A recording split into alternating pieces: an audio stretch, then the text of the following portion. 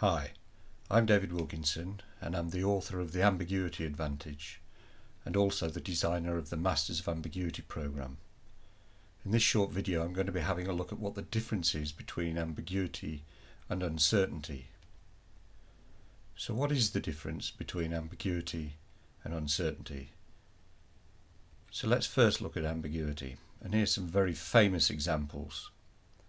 An example here is of an ambiguous picture. So if you put your focus on the left of the picture where the whiskers seem to be, it seems to be a rabbit, and if you move your focus over to the right of the picture that were the rabbit's ears, now it starts to take on the image of a slightly deranged bird, and this is an ambiguous picture. So what is it?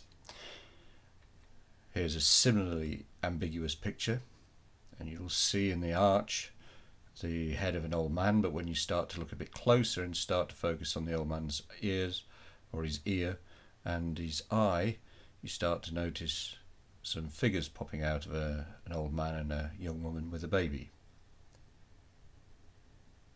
But it's not just visual ambiguities, we also get linguistic ambiguities, and this is a famous one.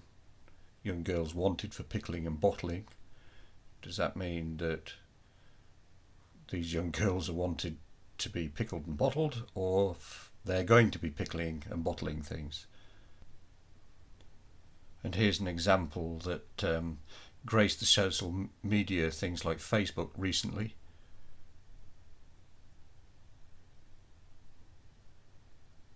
So ambiguity actually goes beyond just cute pictures and illusions, however. We find ambiguity and uncertainty is a contributory factor in many areas of our life. For example, when we're driving, we may think that we're doing one speed, so the data from our own senses is suggesting that we're doing one speed, and yet when we start to have a look at our instruments, it tells us something different. And the question is, which one's correct? Now, do you follow your instinct, or do you follow the instruments? And what if you suspect the instruments might not be working correctly? And what would tell you that? The point here is that ambiguity leads to uncertainty. Uncertainty and confusion are similar things, is that the reactions we have to things like ambiguity. So as you can see here, ambiguity is anything that can be interpreted in more than one way. And uncertainty is the reaction to that. It's the doubt and the confusion that's caused as a result of things like ambiguity.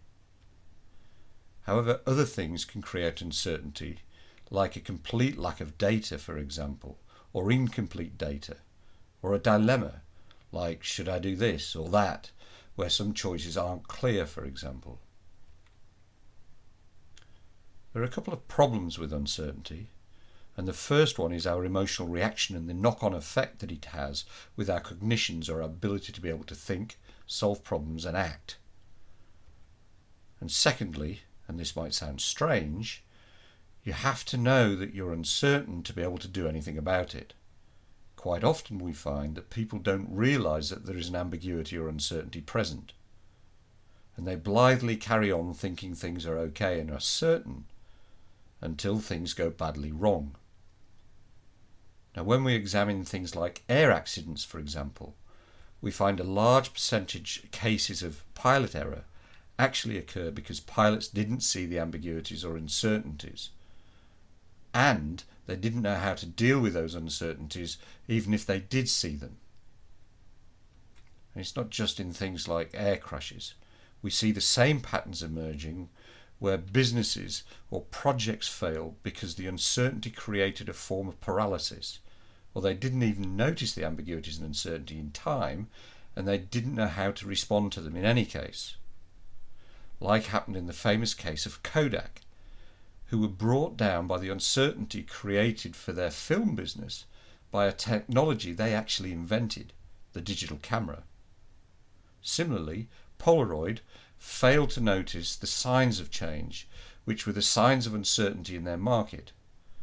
And of course, the mass failure of banks and governments to fail to notice the ambiguities of the financial systems and market pre-2008 Indeed, many of these ambiguities and uncertainties still exist today. Now, the point of the Masters of Ambiguity program is to show people exactly how to notice these kinds of signals and exactly what you can do about them. I'm David Wilkinson, the author of The Ambiguity Advantage and the designer of the Masters of Ambiguity program, and this is a Centre I production.